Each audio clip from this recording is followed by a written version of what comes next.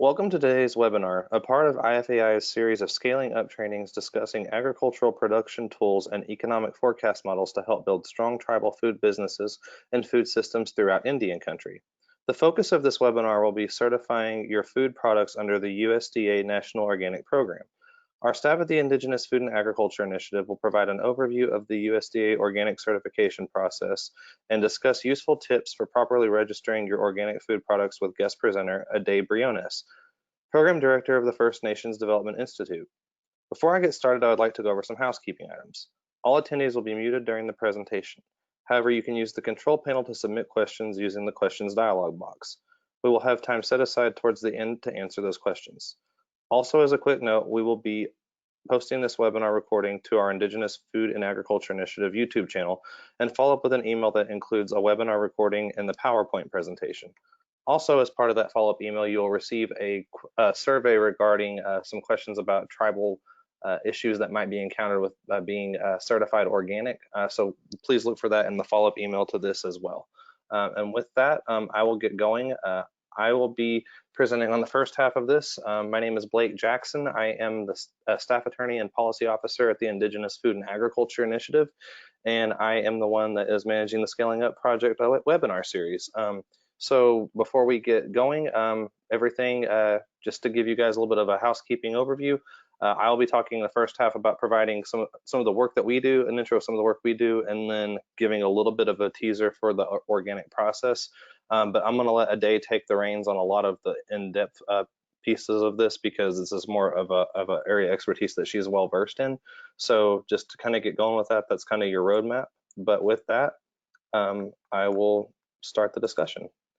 For those of you that are new with our work, we are at the Indigenous Food and Agriculture Initiative. We have been at the University of Arkansas since 2013. We were originally in the law school with our two co-founders, Vice Chancellor Stacy Leeds, who was then the dean of the law school and is a Native American citizen of the Cherokee Nation, but also is a very well-established federal Indian law scholar. And so having that expertise really kind of paved the way to form the initiative here at the University of Arkansas, with her being in that position, and with our founding director, Janie Sims Hipp, who was the former director of the Office of Tribal Relations at the USDA under Secretary Vilsack. So kind of having those two experts in these two respective areas together really facilitated the development of this organization. Vice Chancellor Leeds moved into her current role, which is the Vice Chancellor of Economic Development. So she was elevated from the law school dean to being the Vice Chancellor in July of 2018, and with that move, we have since made the move with her to be more at the administrative level, which really pairs well with our mission of enhancing the health and wellness of tribal communities by advancing healthy food systems, diversified economic development, and cultural food traditions throughout Indian country. So when we think about the work that we do and how, if we had to put it to paper and really kind of summarize what we do, we have a larger food sovereignty movement, but it's worth knowing that the word sovereignty we know has special meaning in Indian country. So from the self-governance and economic development side, we like to say that we help put the tribal sovereignty in food sovereignty. And so with that, we provide the strategic legal analysis, the policy research, and educational resources to empower Indian country through food sovereignty, agriculture, and economic development. And if you think about some of the work that we do, it kind of is more of a spoken wheel model here.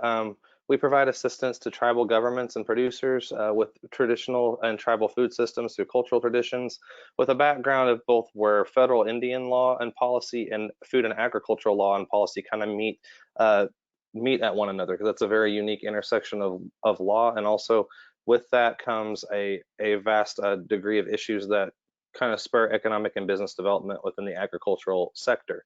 And we kind of approach this through, the varying degrees of capacity and knowledge that we have in these areas. We have a variety of expertise on our staff, and through the relationships and networks that we have within this space.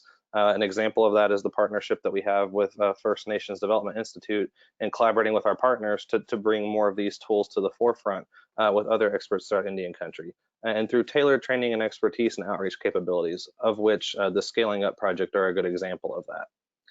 And if you think about our work in Indian country, this is kind of a real high-level summary of some of the work we do. We are the Native American Tribal Center for Food Safety Outreach, Education, Training, and Technical Assistance. We have an FDA cooperative agreement to provide produce safety training to tribal growers throughout the United States for giving them a legally required training to meet the requirements of the Food Safety Modernization Act. We have a cooperative agreement from FDA to do that and funding to do that through this August. And as part of that, we're developing an alternative curriculum for that training that is more geared toward tribal growers. One thing that we've released is a model tribal food and agriculture code that provides a framework for tribes wishing to enact some sort of law in the area of food or agriculture and facilitate that development within their own self-governance structure. There's a free code. All you have to do is get on there and create an account, and you will be able to have access to the code and all about 900 pages of it. It's a very robust document, so I would encourage you to look at that. Continuing to get input through food policy roundtable discussions to support these issues. We provide staff support to the National Association of Food Distribution Programs on Indian Reservations, the NAFDIPR board that is composed of program officers across the United States from the tribal level who are working at the food distribution programs within their respective tribes. We have a Food and Agriculture Leadership Summit for Native youth. We are in year 7 of that this coming summer, where we bring about 50 students on campus that have interest in pursuing careers in food and agriculture and kind of give them a leadership development and kind of an educational experience through that by bringing them here to Arkansas. The Scaling Up project, which is something that I'm in charge of helping with, it's a project that we have funding for us to provide tools for tribal governments and tribal food businesses that want to take that next step and scale up their operations and want to know what that means in terms of looking at economic feasibility models, what you have to do for new levels of regulatory compliance. So that's a very wide net, but there's a lot of tools provided through this portfolio.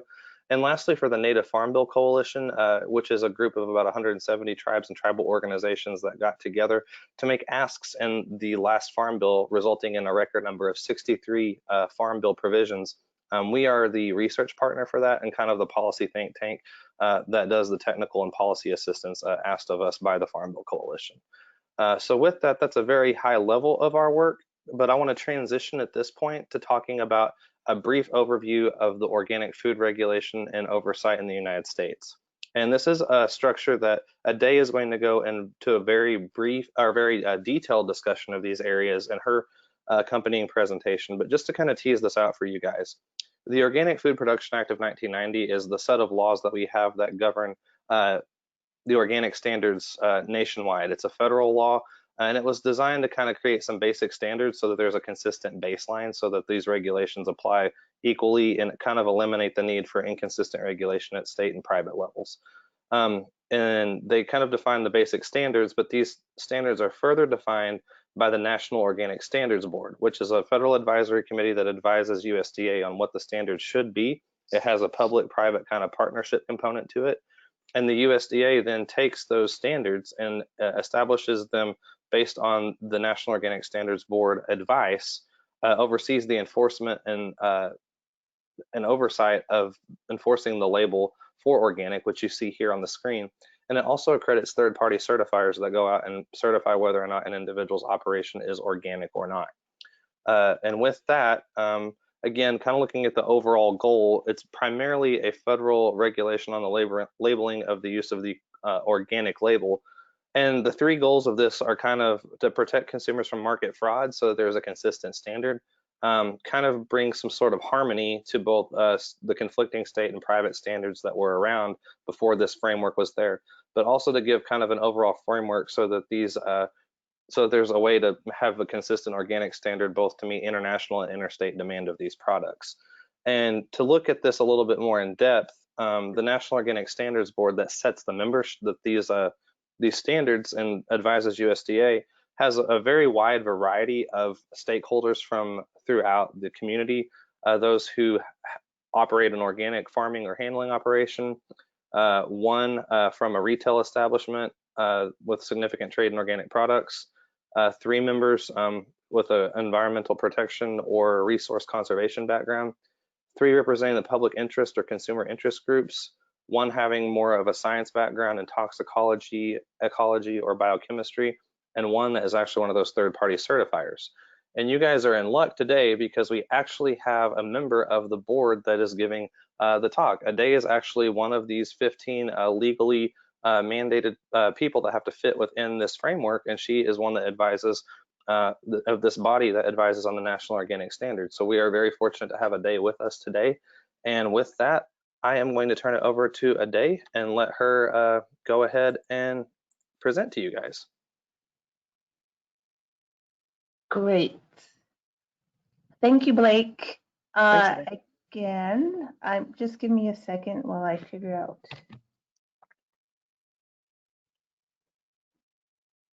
how to move the screen. Blake, do you mind moving the screen forward for me, please?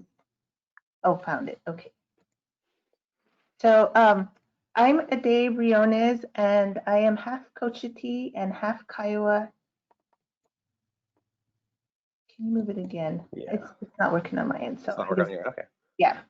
I'll just say next, Blake. Thank you. Okay, that sounds good. So that's me with my 2 children and my husband and my son in the middle. I was born and raised in Cochiti Pueblo, but now we live in my husband's homelands in California. He's native Californian. Next. And as Blake mentioned, I sit on the National Organic Standards Board. That's me with the goofy look right in the back.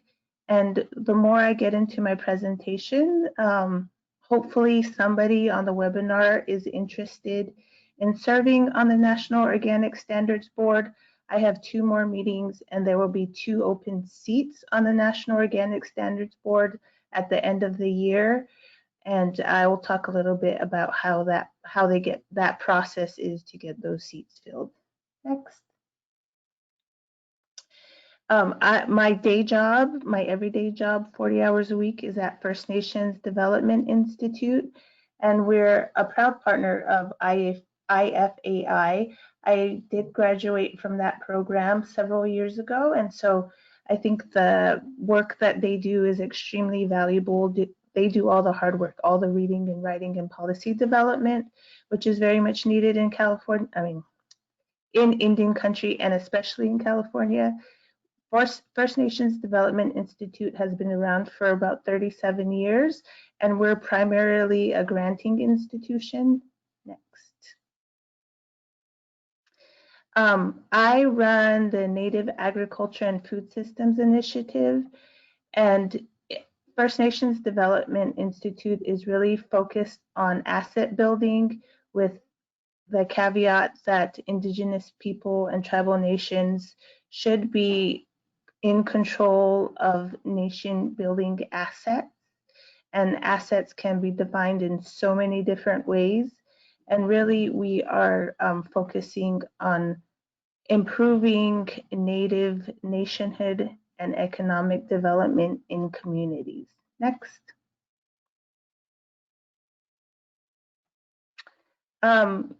These numbers are fairly old. We're in the middle of doing our next round of number crunching. So these are from 2007, and basically this is a snapshot of the grants that we give. And so it's important to note that AFAI and First Nations are really working in a space that has so much need. And we are only able to fund about 13% of the requests that come to us. And so that says a lot about the food work and the work in general that's going on in Indian country. The majority of our requests come from Native controlled nonprofits, with coming right behind there is the tribal departments or tribal government. Next. Along with our granting, which is our primary job, is to get money out to Indian country, we do offer technical assistance with some of the grants that we give out. And that's really defined by the grantee or our community partner. But these are some of the most requested technical assistance requested from our grantees or community partners. Next. So let's get to getting certified as an organic operation. Just to give you a brief outline, we're going to go over like how the organic program started. We're going to touch on the Organic Standards Production Act. We will look at some of the regulations about what is required for different areas of organic certification. And we will focus on crops, livestock handling, and wild crops. We will look at how to find a USDA certifier, which is the third-party certifier. We will look at the organic market, and we will finish with some resources that you will be able to go through on your own. And we'll do this, I'll do this all with like a tribal lens.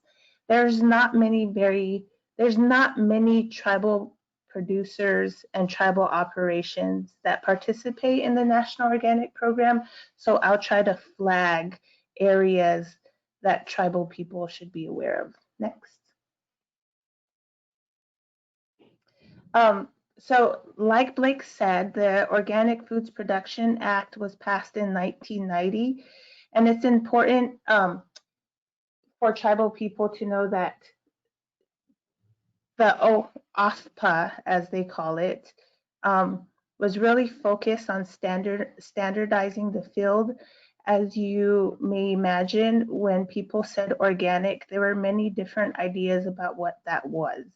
And so OFPA was meant to standardize the field and meant to formally create production practices that were acceptable as organic practices.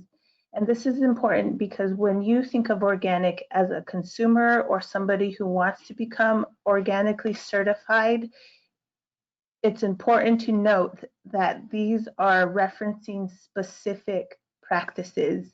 So often consumers think organic means no pesticides. Really, organic means no pesticides on the national that are listed on the prohibited national list. Another thing to know about OFPA is that it establishes a state certification program. So states are named specifically in OFPA, and states are able to create their own organic certification programs. Right now, California is probably the largest state certifier, but one of the concerns, and if we ever have a chance to rewrite OFPA or encourage amendments, I would suggest that tribes also be allowed to create their own certification programs, which they are currently not allowed to do. Next.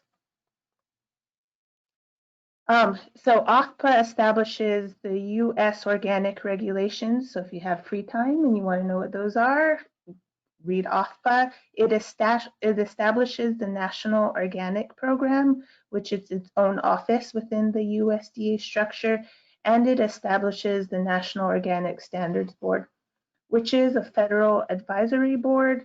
Some argue that it has a little more power than a federal advisory board because it does operate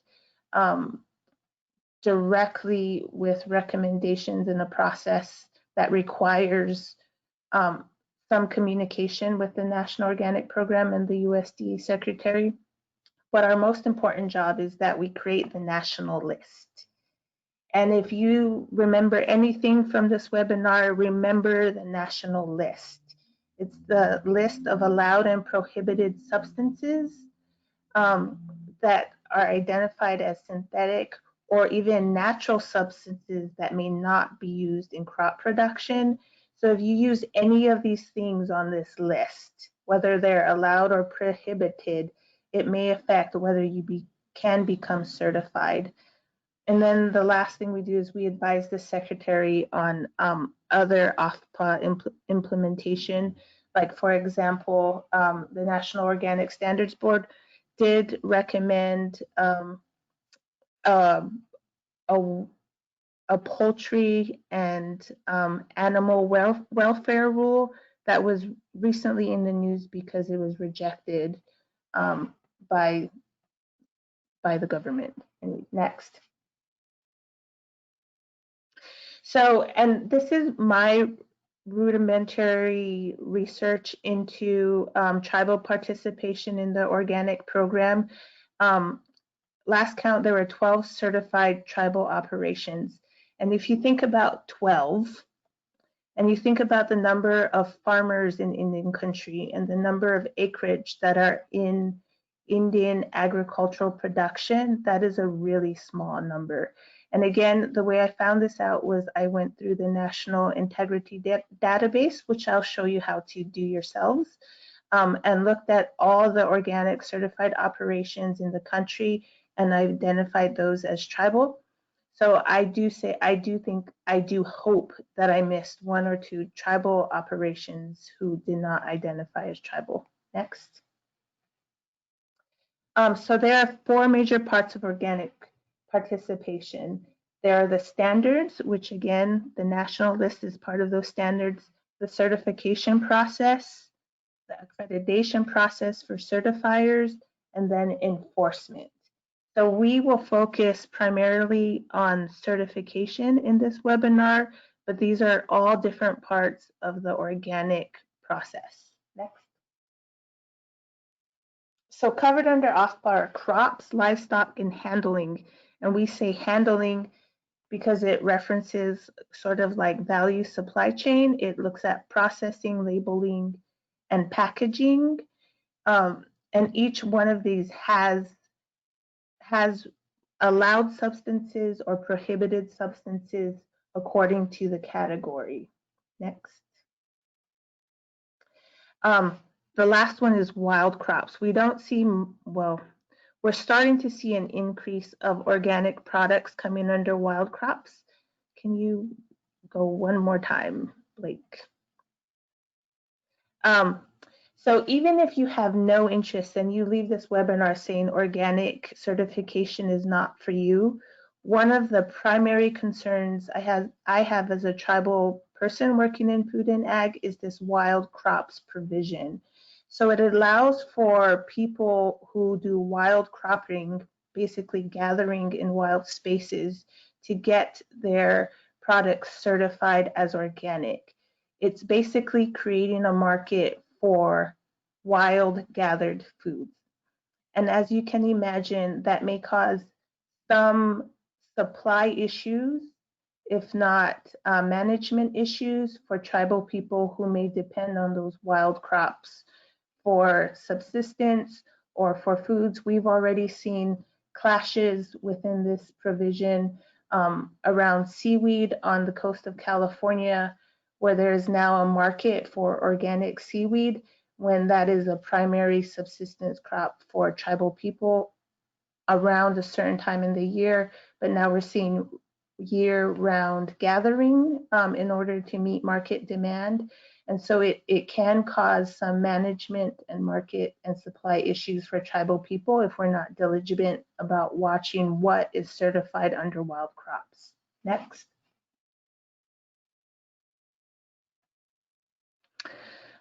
So what lands may be certified as organic?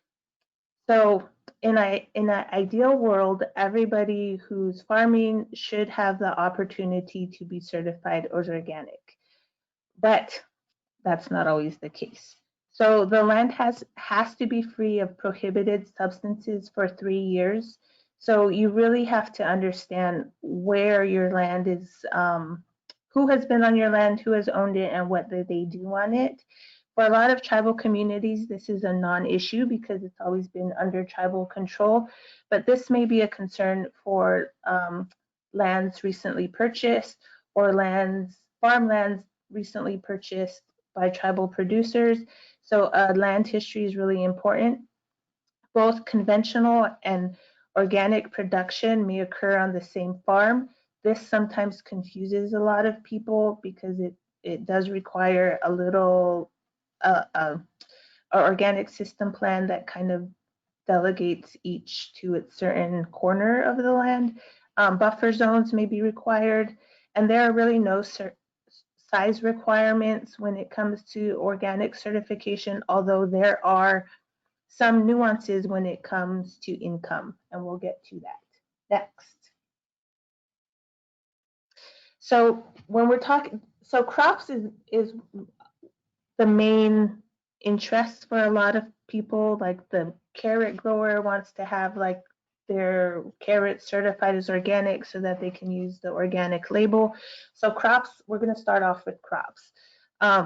So when you go for organic certification, it's going to be governed by organic system plan. And so if you don't know what an organic system plan is, there's resources at the end of this webinar where you can go to and you can figure out what that is.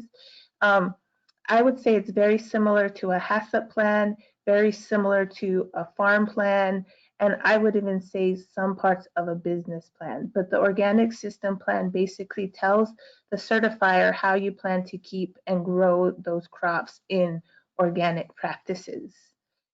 You have to maintain buffer zones to prevent prohibited substances from getting on the organically certified farm.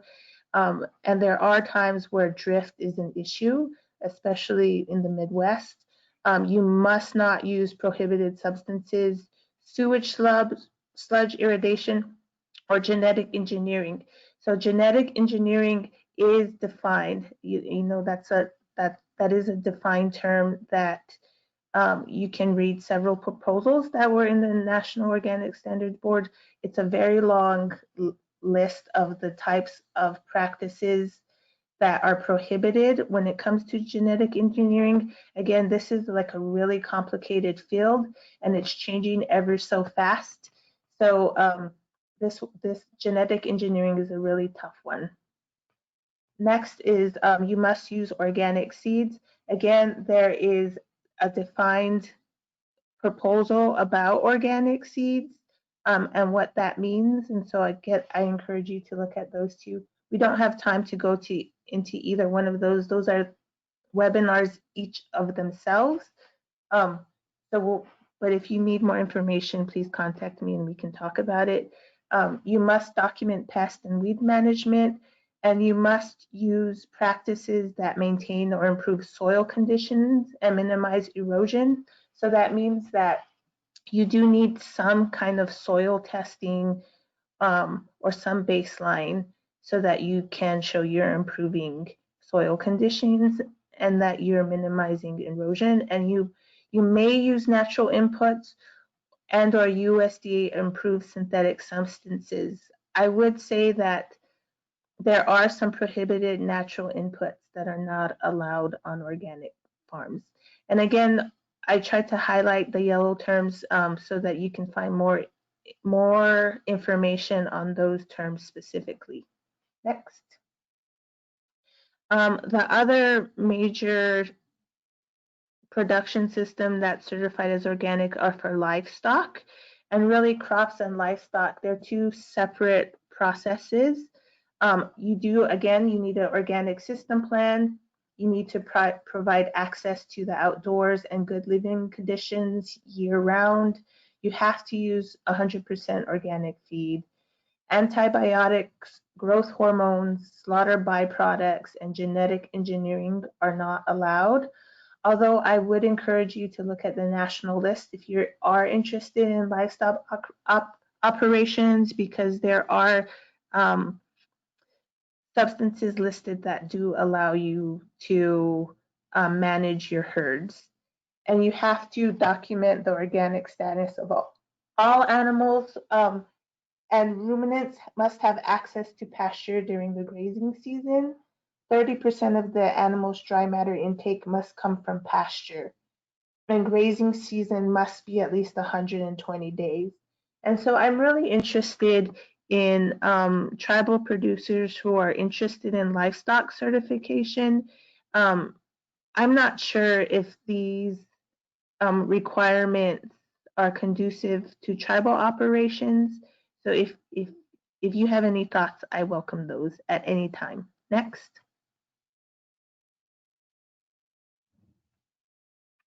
So handlers, again, when we talk about handlers, we're talking about people who are processing, labeling, packaging, or any process within the value chain of an organic product. So You do, again, need an organic system plan. You have to prevent commingling or contamination of organic products by non-organic products. You can't mix the two. You have to prevent pests using only approved practices. So this means like the way you clean and with what substances you clean are governed by an organic system plan, and there is a list of approved sanitizers. And you must use certified organic agricultural ingredients in organically labeled products. There are nuances on the labels. You can only use approved label claims. We'll get into that later in the webinar, and you must not use irradiation or genetic engineering. Next. Again, we're going to talk about the national list of allowed and prohibited substances. This is part of OFPA, and it's part of the process in the National Organic Standards Board. It includes synthetic substances which are allowed and natural substances which are prohibited. So the list has separate sections for crops, livestock, handling, and food processing. And all the substances on the list are reviewed periodically. Right now, it's a 5-year review of everything on the list. And the board makes recommendation to keep things on the list or to take things off the list. Next. So where is this list? So you can find this list on this link, and it should take you to this website.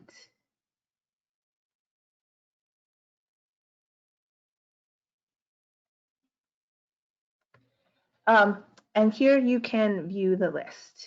If you can take down, this will also be listed in the end of the webinar, but you see how it's listed non-synthetic substances for crops, and it goes into what is on the list.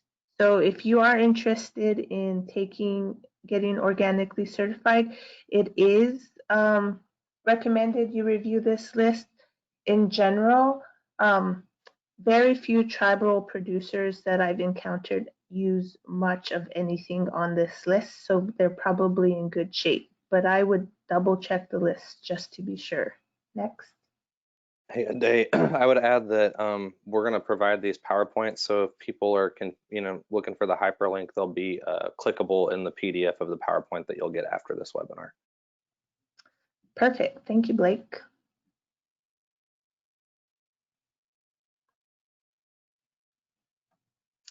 So I know this is a lot of information, and the USDA Organic Program is complicated because they did want to have like a public government process.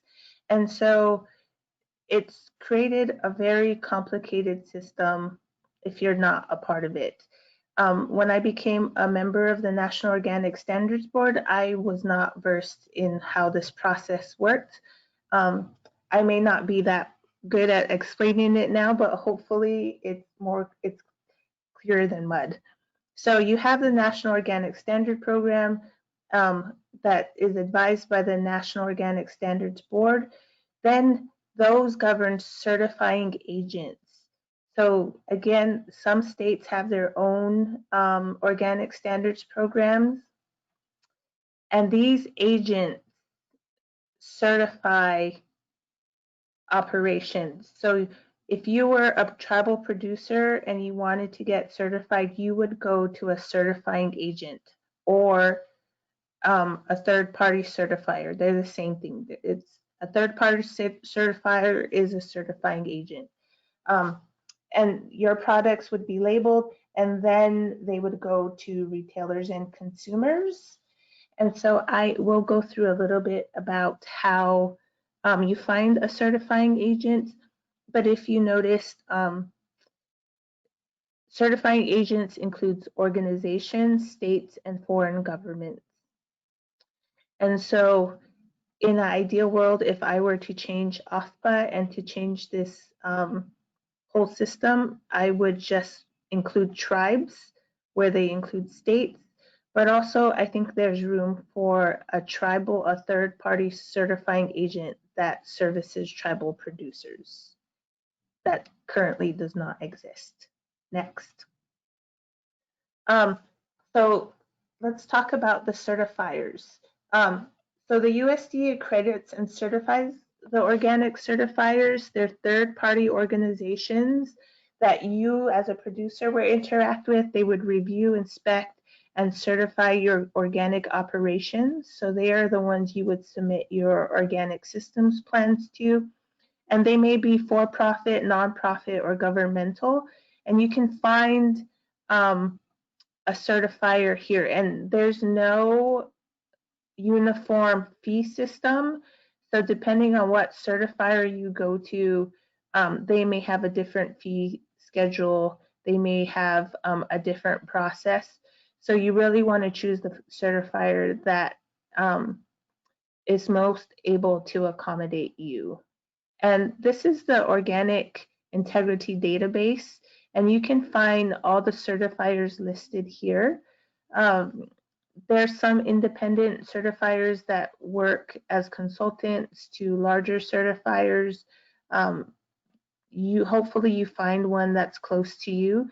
I know that MOSA and CCOF, California Certified Organic, CCOF, I forget what that stands for, but they certify tribal operations. They don't have a lot of experience certifying tribal operations, but MOSA has done some in the past, and so those are able and willing certifiers. But they're listed here. And I just want to mention that in this Organic Integrity database, you not only can find certifiers, but you can find certified organic operations, either by state, by country, even by, if you do a search, you can even find them by crop or product. And so I've used this database to kind of look at who is certifying wild organic products like teas or seaweed, or sometimes maple syrup comes up in some of our discussions, but you can see who is actively promoting their products as organic here. So I would encourage you just to play with this database to find out who is doing what in your area. Next.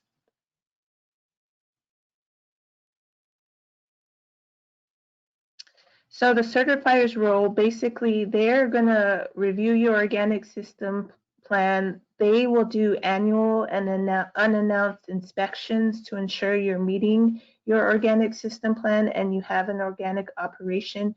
They'll do residue testing.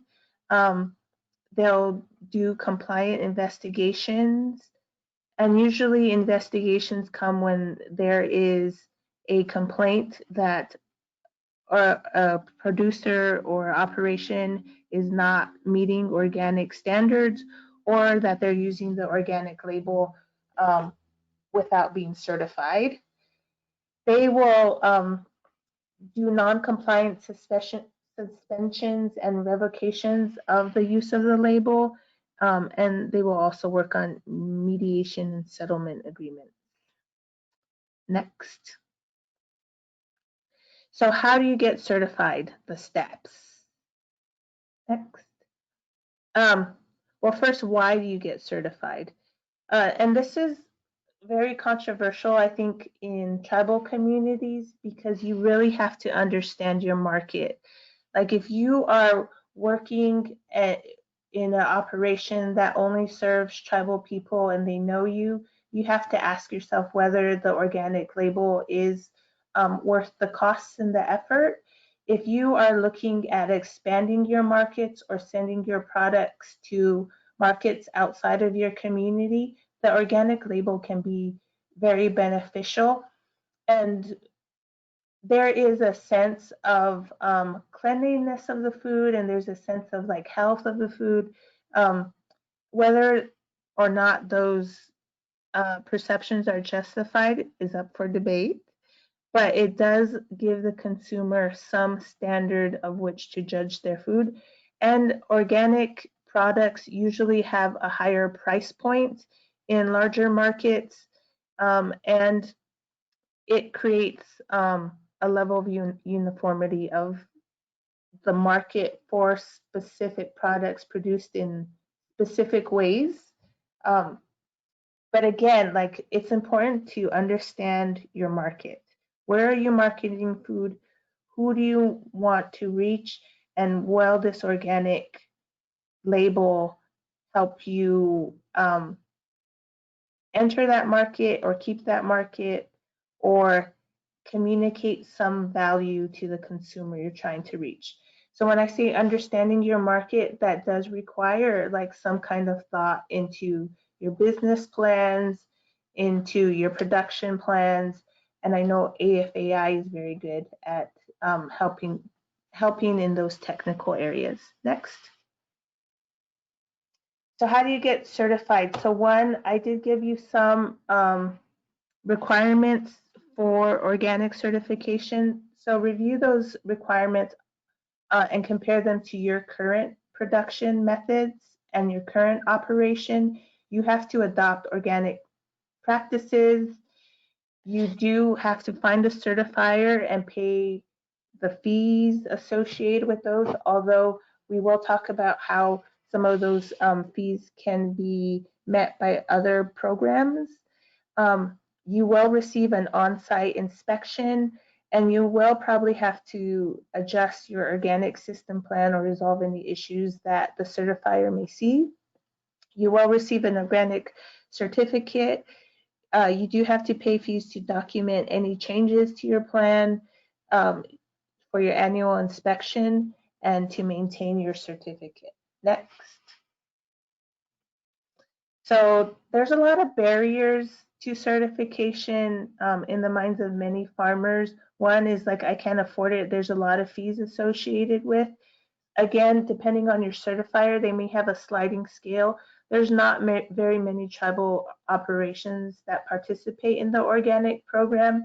So I think between AFAI and FINDI and other organizations, there needs to be a national discussion about how to meet costs for producers who cannot, but that currently does not exist. There is a perception that there is a lot of paperwork, but in general, I would say record keeping is such a good farm management practice that even if you don't do certification, figuring out what your record keeping look like is very important. Again, USDA has programs to help with costs and paperwork. And there's a tribal specific myth that there are no certifiers who work with tribes. And again, I named two earlier, MOSA and CCOF. Next. So who needs to be certified? So if your farm or business earns more than $5,000 in gross annual organic sales, it must be certified. If you earn less than this, you are an exempt. And you can use the organic, you can say your product is organic if you're under the $5,000 range, but the moment you become close, then you may not use the organic seal and you must be certified. So again, record keeping comes in real handy at this point, because if there was ever a complaint that you're using the organic seal without authority, receipts will help in those discussions. Next. And not just farms can be certified, slaughter facilities can be certified, custom harvesters, co-packers, and seed cleaners. There's a resource here that helps people to understand why they should be certified. But we will look, you can look at that on your own. There it is, it's just a document, but it's helpful to review. Next, I only have a few minutes, so I do want to get to, we do want to have you out of here by 1, and we want to leave room for questions. So I'm going to go through these next slides very quickly. It's just to help you understand what the organic market looks like. Next. So organic food is mainly sold to US consumers like Europe, Canada, and Mexico, Japan, and the EU all have their own organic certification programs, and we do look to them sometimes to figure out whether a substance should or should not be on the list. But it is the fastest growing market in the food industry. It has been on double-digit growth since 2002. It has tripled in many of those years, and the products in the organic market are valued over 47 billion, and it accounts for 5% of the US total sales. And I think these numbers have actually gone up this year. Next. So this is where these are the top organic states. So these are the states with the most organic farms. And I use this to say, like, if there's a lot of organic farms, that means there's probably a lot of consumer demand for these products. And so it's just fun to locate where your operation may be. Next. Again, we don't have a lot of like good data. Well, I couldn't find a lot of good data on the top organic commodities, but if you look into the organic database, you'll be able to find like specific commodities, and you could probably do your own data analysis if you are growing a specific product, and to see what that market looks like with the organic integrity database. And that organic integrity database will also be helpful in creating business plans if you're thinking about creating an organic operation or getting certified. Again, there's packaged and prepared foods on this list. So there's labeling requirements for products that have 100% organically procured ingredients and some with some organically procured ingredients. There's nuances in labeling, but again, if you do an organic system plan, you have to go through that and figure that out. Next. There's online training modules that will help you through this organic process. I invite you to go look at these for more information. They're very good. Next. The National Organic Insider newsletter is very helpful. It kind of lets you know what's happening with substances and in the organic community. And very few tribal folks get these. But for instance, in the last couple meetings, there have been conversations around maple syrup and standardizing an organic maple syrup standard. Of course, no Indigenous people are part of these conversations, which is concerning, but this is a place where you would find out about those conversations happening. Next. And again, the USDA organic website is always helpful. It has interesting caveats about what's going on in the organic community, but also I find that a lot of tribal people who go on this are like, oh my gosh, this is so complicated, which says a lot about where the organic certification is. Like, it is complicated. So those are some resources. Next. And I encourage you to look through those. If you have any questions about any of the material, please email me. And I would note that some of the websites came directly from the National Organic Program. And if you have any questions about serving on the NOSB, it's a 5-year appointment by the USDA Secretary, and there'll be 2 open seats coming up this year. I have 2 more meetings left, so my term ends this year.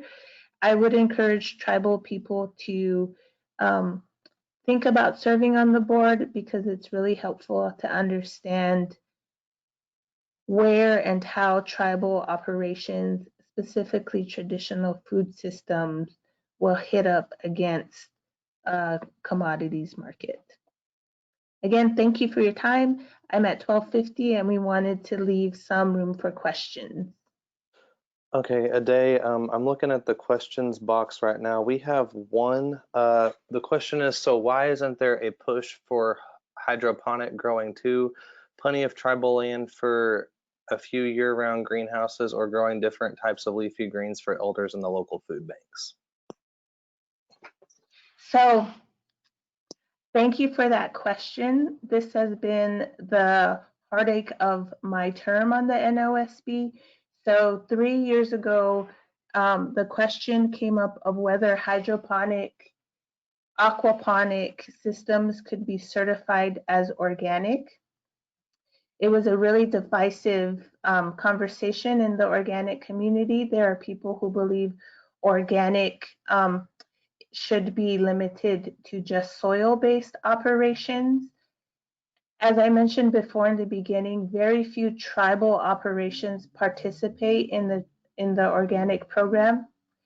During that debate and whether or not to recommend whether hydroponics and aquaponics could be recommended as certified as organic, we got 4 tribal comments. And of course, I'm sitting in a consumer seat and I work with tribal producers, and I felt like I could not vote against my tribal comments. They voted for certifying operations as organic. So hydroponics and aquaponics can be certified as organic because in the vote, it was deadlocked, and as it stands, the current practice is to continue certifying those as organic, and so it stands. So hydroponic and aquaponic operations can be certified as organic. Okay, that's the only question I'm seeing right now. Again, guys, if you have a question, please feel free to type it in the questions box. We're monitoring those now. And if there's nothing that comes to mind right now, again, A-dae's email is up here for specific inquiries if you think of them later. One more question, is there a specific reason that tribes are not part of the process? It would seem that tribes as sovereigns should be listed as a governing authority with agricultural production as well as anything else within our lands. I don't know who asked that question, but that is a very, very good question. And maybe Colby or maybe Blake, you know the history of what was happening at USDA in the 1990s, but I would think that tribes were just not part of the OFPA process, and so we got left out when it came to naming states and in the OFPA legislation. And so whoever asked that question, that is so key, and I hope that at some point in the future we can change that tribes would be included as certifying, as having the authority to create their own organic certification program. I think that that is probably the best answer we could probably think of at that time too, because it just seems, if you look through the report Regaining Our Future that we wrote for the Native Farm Bill Coalition that we were commissioned to write, you know, a theme throughout that was that, you know, tribal parity, allowing tribes to have equal access to programs and authorities just as their state counterparts and local counterparts are. So, I mean, historically, the trend has been that, you know, sometimes tribes haven't been thought of at the time that these statutes are being enacted. So, you know, I don't think it's a stretch of the imagination to say that the same perhaps happened here, unfortunately. So, again, that is a good question. And just to kind of elaborate, that's kind of my thoughts too, A-dae. Question specific to First Nations. Will First Nations look for funding sources to help with certification in the near future? Yeah, I think this was the first start for AFAI and First Nations to have like this webinar, and it's awesome. I do think there's a lot of places we can probably find some cost share programming. In the meantime, you know, being on the National Organic Standards Board, I do have some wherewithal about where some of these funding sources could come from now, currently, that may not be tribal specific, but some organizations may have interest in tribal operations that want to be certified. So I would encourage you to reach out for me.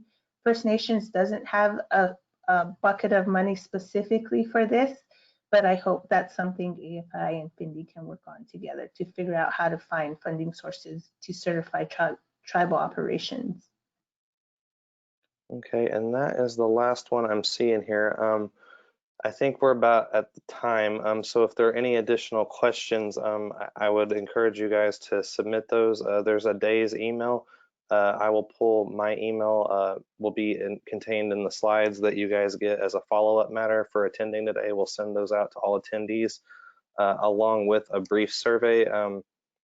I guess the goal of the survey, I'll maybe let A-dae elaborate a little bit more on that, is to kind of figure out what some of the issues are that if you are an individual producer that you've tried to get certified that you might be running up against, to kind of figure out where those roadblocks might be for tribal participation, since we've had such a low participation rate with organic certification identifying as tribal.